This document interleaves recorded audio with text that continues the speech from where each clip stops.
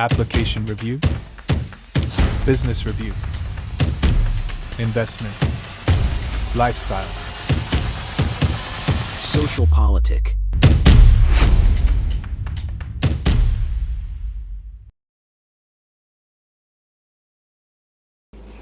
Halo Bapak Ibu, saudara-saudari sekalian, lovers and haters.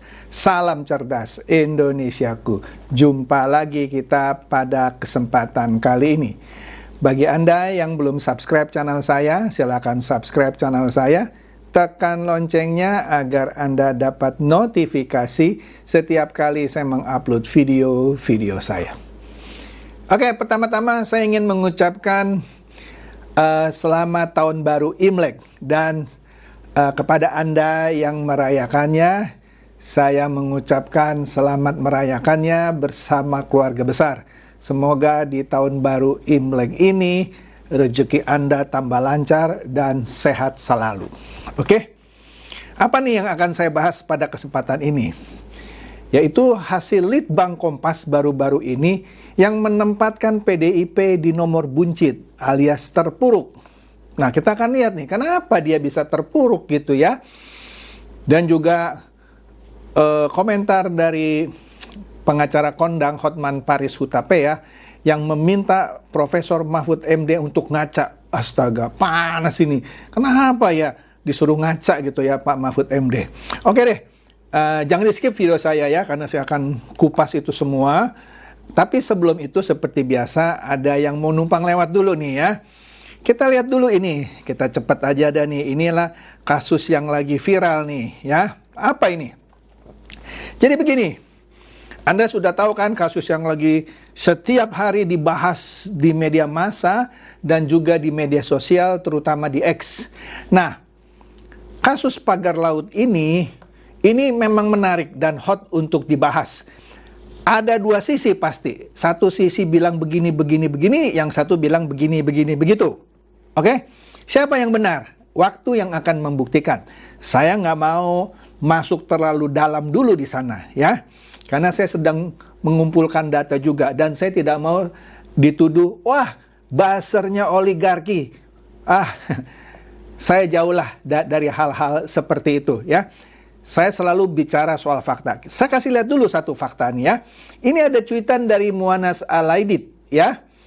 Nah, dia menampilkan foto, itu ada dua bangunan yang seakan-akan ada di tengah laut. Mungkin nggak itu dua bangunan ada di tengah laut? Ya nggak mungkin lah. Ya, pastinya itu dua itu dulunya ada di daratan.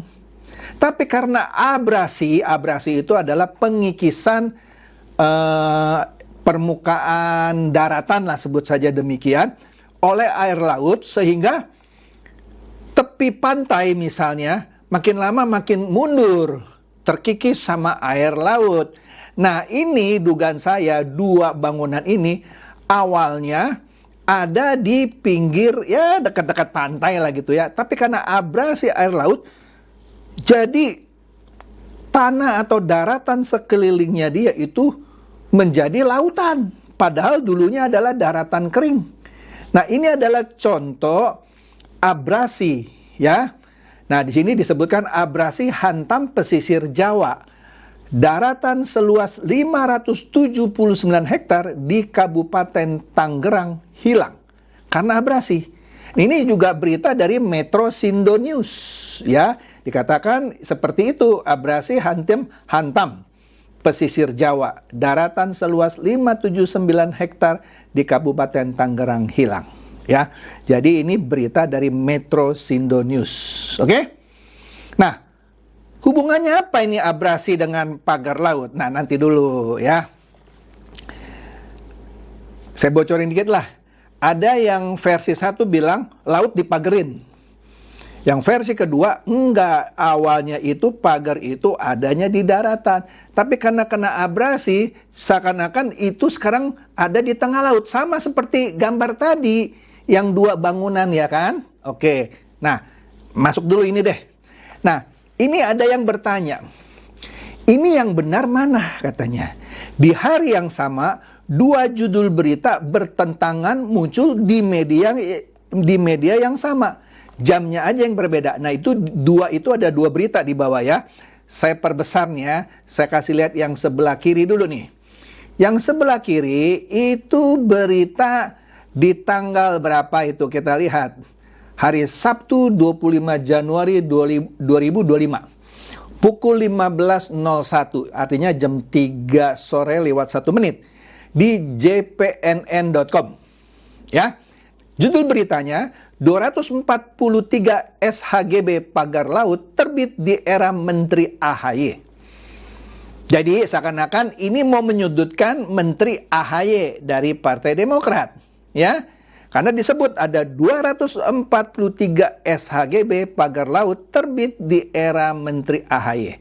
Tapi malamnya di jam 23.01, jam 11 lewat 1 menit di hari yang sama, Sabtu 25 Januari, JPNN memberitakan hal yang 180 derajat berbeda.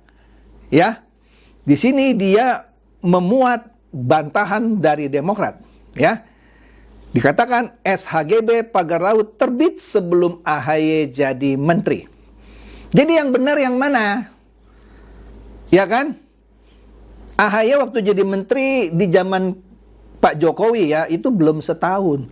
Padahal SHGB itu sudah ada kapan tahu gitu ya. Berarti ini kan ada motif untuk mendiskreditkan salah satu menterinya Pak Prabowo. Jelas ya? Oke, lanjut dulu deh.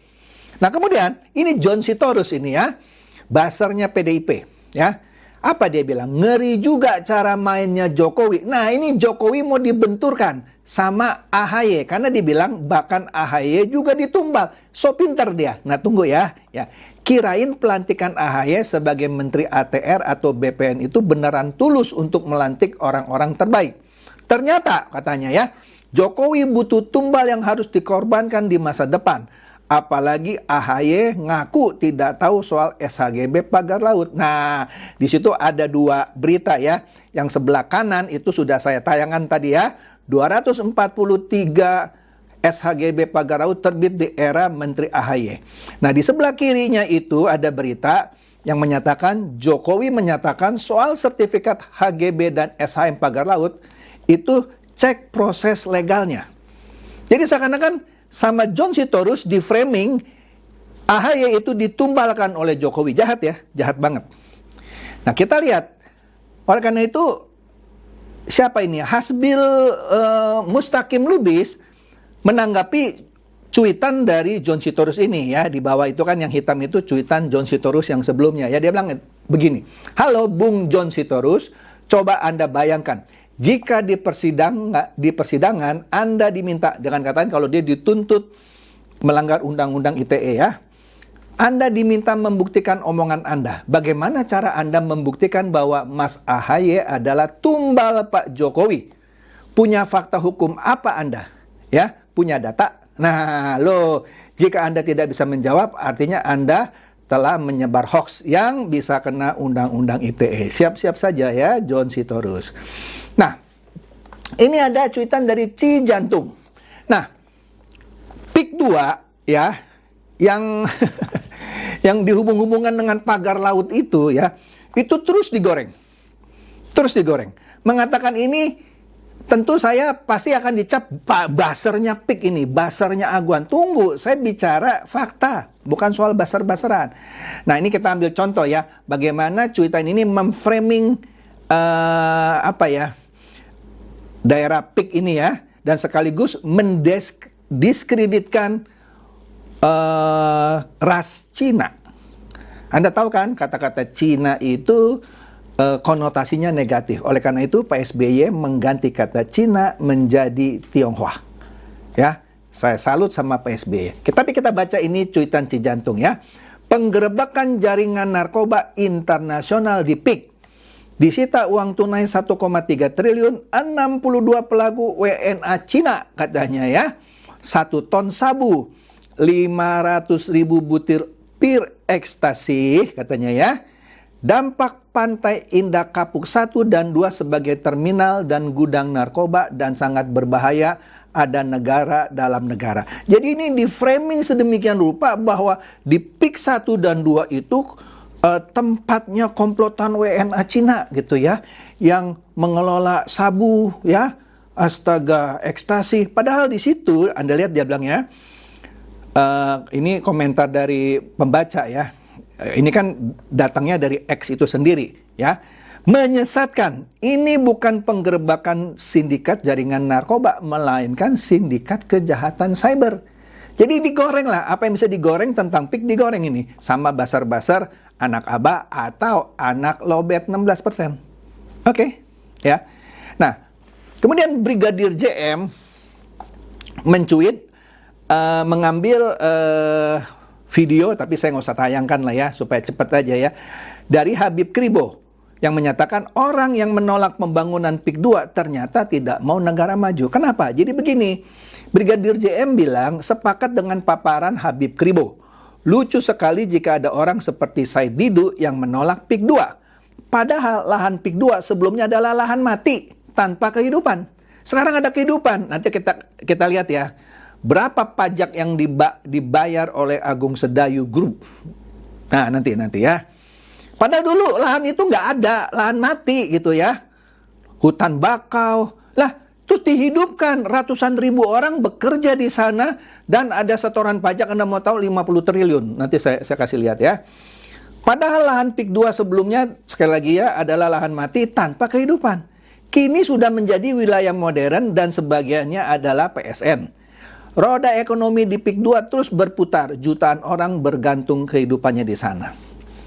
No, tapi digoreng, itu kan PSN waktu Jokowi begini-begini. Aduh, capek deh ya. Maju dulu nih ya. Di sini nah nih datanya. Republik Rakyat Merdeka ya. Republik Merdeka Online maksudnya. Beritanya adalah bangun PIK 2 ASG Agung Sedayu Group setor pajak 50 triliun ya, dan serap 200.000 tenaga kerja. Kalau 200.000 tenaga kerja ya, Anda kali aja kalau dia punya anak, punya apa gitu ya. Belum ada supplier yang ngirim bahan makanan ya. Nangkep ya? Aduh, nggak nangkep. Itu berapa ratus ribu orang yang tergantung hidupnya di PIK 2. Nah, Anda yang ngoceh, saya mau tanya, Anda bisa bikin PIK 2? Ya terserah kalau Anda bilang, wah ini Pak Chandra ini basarnya PIK ini. Enggak, saya cuma nanya, yang pinter ngoceh gitu ya, Anda bisa bangun PIK 2? Loh itu kan dapat fasilitas dari Pak Jokowi dengan kong kali kong. Udahlah, Anda bisa buktikan nggak? Ya, capek saya kalau ngomong sana ya. Jadi udahlah, shut up kalau Anda nggak ngerti ya. Oke, sekarang kita masuk nih. Ini ada cuitan menarik dari Alex ya. Dia memperlihatkan sebuah video dari, ya ini orang memang lucu, namanya siapa saya nggak tahu nih ya. Dia bilang, Bang, dia takut nasibnya seperti Hasto. Maksudnya apa? Nah, kita mesti denger nih videonya. Yuk, siapa yang takut nasibnya jadi seperti Hasto? Yuk. Ini parah. Ya, saya kira itu wajar ya, karena ini kan mereka sudah berhubungan cukup lama. Duh, yang lagi PDKT, jadi tutur bahasanya tuh bener-bener dijaga sedemikian rupa. Beda banget sama kemarin-kemarin. Kalau kemarin-kemarin mulutnya tuh nyerocos terus, nggak bisa direm.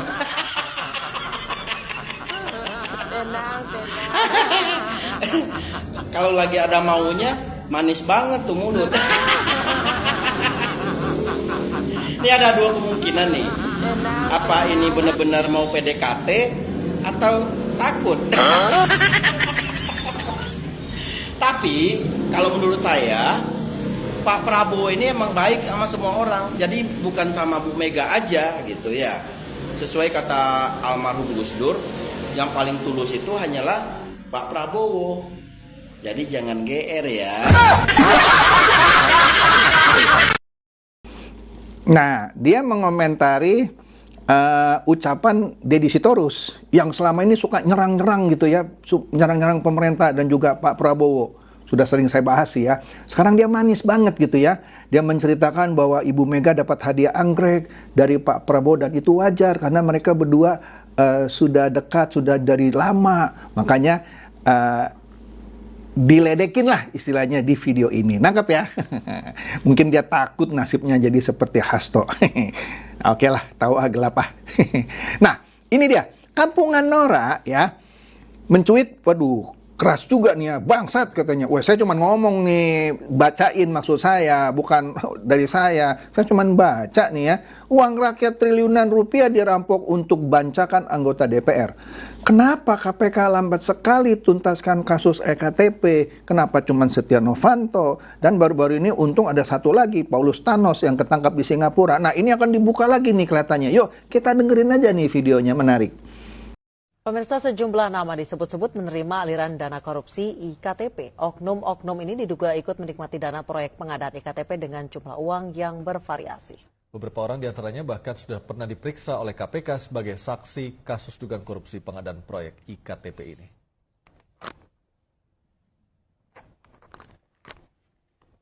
Pertama adalah Gamawan Fauzi yang ketika itu menjabat sebagai Menteri Dalam Negeri Republik Indonesia.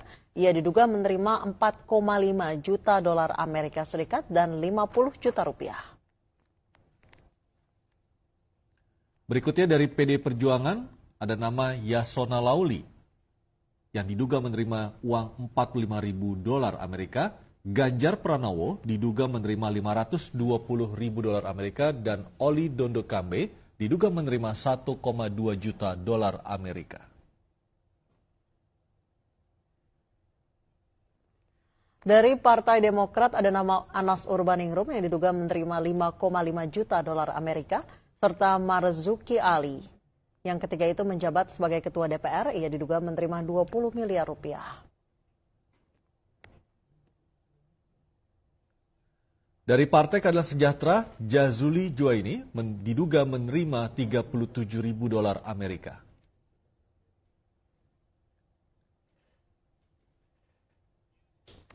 Sementara dari Partai Kebangkitan Bangsa, Abdul Malik Haramain diduga menerima 37.000 dolar Amerika. Dari Partai Amanat Nasional, Teguh Juwarno diduga menerima 167.000 dolar Amerika.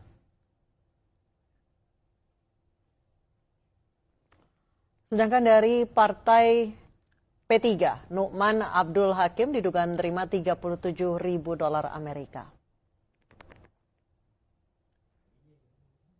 Berikutnya dari Partai Golkar, Ade Komarudin diduga menerima 100.000 dolar Amerika, sedangkan Melkias Markus Mekeng diduga menerima 1,4 juta dolar Amerika. Sadis ya. Cuman satu yang bikin saya bertanya-tanya, kok nggak ada nama Gerindra ya? Nah, kita lihat lagi nih ya. Cuitan dari siapa itu? Nela Tobing ya, bilang EKTP kembali dibuka. Kira-kira elit siapakah yang akan nyungsep duluan? Nama Raden Duta Bokep, ya itulah ya yang suka nonton film porno. Ganjar Pranowo dan Yasona Lauli menanti giliran. Ya, ayo KPK usut kembali. Ya, nih kasus, jangan biar Partai PDI Perjuangan menikmati aliran dana EKTP, CC, Prabowo, dan Gibran. Nah, itu ada, meme-nya ya, penerima-penerima uang itu, seperti yang tadi disebutkan di berita. Ya, nah, saya cuma nyampaikan ini ya, ini bukan buatan saya. Nah, lanjut. Nah, kemudian ada survei dari Litbang Kompas. Ini para buzzer PDIP lagi kesel gitu. Seakan-akan mereka menuduh Kompas itu sudah dibeli oleh pemerintah ya. Kan sebelumnya Prabowo Gibran surveinya bagus tuh ya, 80,9% tingkat kepuasan masyarakat. Nah, kali ini surveinya lain lagi. Dan sebelumnya juga ada survei, tapi survei gadungan yang bikin Gibran jelek gitu ya. Tapi udah itu jangan didengerin gitu ya. Nah, kali ini survei Litbang Kompas ya menempatkan PDIP di urutan buncit atau terpuruk ya dibanding partai lainnya. Citranya paling rendah. Elit dan basar-basarnya terlalu menyerang Pak Jokowi dan keluarga, makanya nyungsep itu banteng. Ya, juga karena mungkin kasus-kasus korupsi. Kita dengerin ini video ya, lucu nih videonya. Yuk. Ya, musibah bagi PDIP.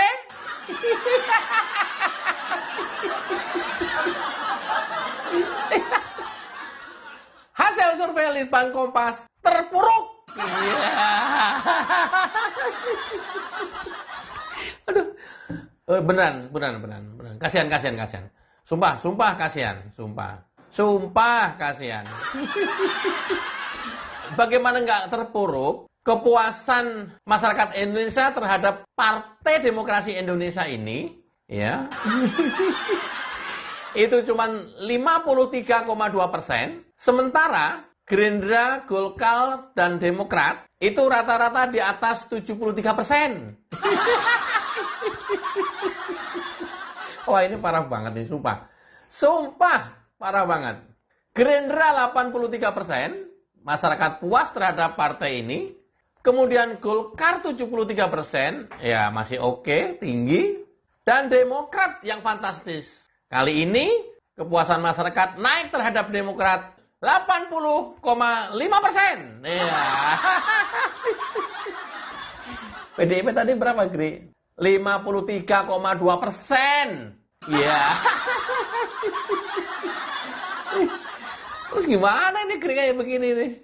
Apa ini faktornya? Nah, itu nanti yang kita bahas. Itu kalau kita bicara kepuasan. Kalau bicara terhadap citra partai ini dicitrakan baik, buruk, jelek, atau apa. Nah, itu citra partai.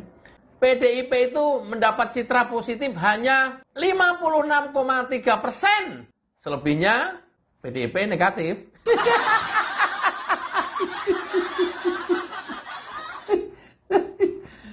Gri, itu serius lo. Lo ya gimana? Ini Litbang Kompas, men. Hasil survei Litbang Kompas, ya. Bukan abal-abal. Dibiayain sendiri. Tidak dibayarin oleh orang lain. Coba. Nah, Gerindra dicitrakan 88,3%. Masyarakat bilang Partai Gerindra adalah positif dan baik. Good.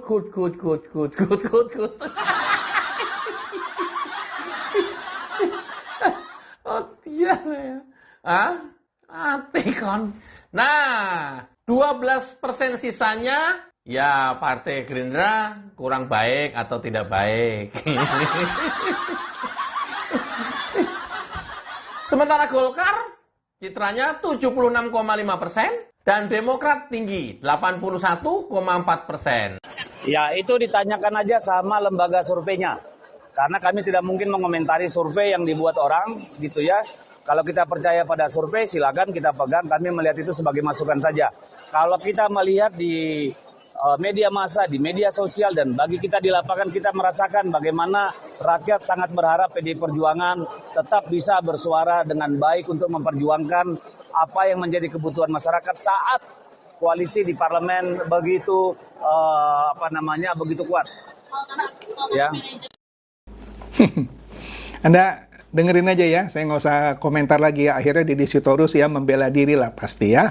Oke, nah kita lihat ini dia nih ya, ada Partai Sosmed menayangkan apa yang tadi di video itu ya. Di sini disebut menyapa kawan-kawan dunia maya kecuali yang paling buncit. Anda lihat tuh ya. Nah ini dia nih gambarnya kalau saya perbesar ya. Citra positif dan tingkat kepuasan dan segala macam yang tadi disebutkan di video. Mantap ya. Nah, ini yang terakhir ya. Wah, ini panas juga ini ya. Alex mencuit siapa itu ya? Muhammad Mahfud MD disuruh ngaca sama Pak Hotman Paris Hutapea. Kenapa disuruh ngaca? Ya, pasti ada sesuatu. Yuk kita simak videonya yang hot nih ya. Hot. Himbauan kepada para pedagang di pasar-pasar kaki lima dan pasar-pasar rakyat. Segera Anda menjual kaca pembesar agar orang semakin gampang mengaca dirinya sendiri. Karena banyak orang di Indonesia ini yang tidak sadar akan perilakunya masa lalu. Contoh nih, Mahfud MD, mantan Menko Polhukam. Waktu dia mendapatkan gaji yang besar dan fasilitas sebagai Menko Polhukam di zaman Jokowi, dia tidak pernah mengkritik pemerintah Indonesia. Dia tidak pernah mengkritik Jokowi. Padahal, apakah penegakan hukum zaman Jokowi lebih bersih dari zaman Prabowo. Tapi karena dia mendapat jabatan empuk, dia tetap cari muka kepada Pak Jokowi. Sekarang Prabowo baru 100 hari, sudah kemana-mana dia punya kritik dan nggak tahu lah, ucapannya sangat kasar kadang-kadang. Mahfud MD cepat ke pasar kaki lima, beli kaca agar kaca mukamu sendiri. Kaca yang jelas siapa kamu masa lalu. Masalah hukum sekarang, penegakan hukum sekarang adalah hasil keruwetan masa lalu di masa kamu. Jelas ya videonya ya, bahwa Pak Mahfud MD disuruh ngaca. Dulu ketika jadi pejabat, mana bisa dia, bukan mana bisa, mana mau, atau mana berani, atau apalah istilahnya ya, kritik pemerintah, karena ada dia di dalamnya. Ya, mana berani dia kritik Jokowi. Nah sekarang begitu sudah tidak ada di pemerintahan, nggak setiap hari sih ya, pokoknya dalam waktu 100 hari ini menurut Pak Hotman Paris Hutapea ini, ngocehnya itu kemana-mana. Kayak orang sakit hati, karena dia kan kalah pasangan sama Ganjar cuma 16%. Ya makanya saya setuju ini ya, mesti beli kaca terus ngaca gitu ya. Itu saja dah dari saya, semoga ini mencerdaskan dan mencerahkan Anda semua. Silakan share video saya ini kepada teman-teman, sahabat atau kerabat supaya mereka tambah cerdas dan tercerahkan. Seperti biasa, terima kasih.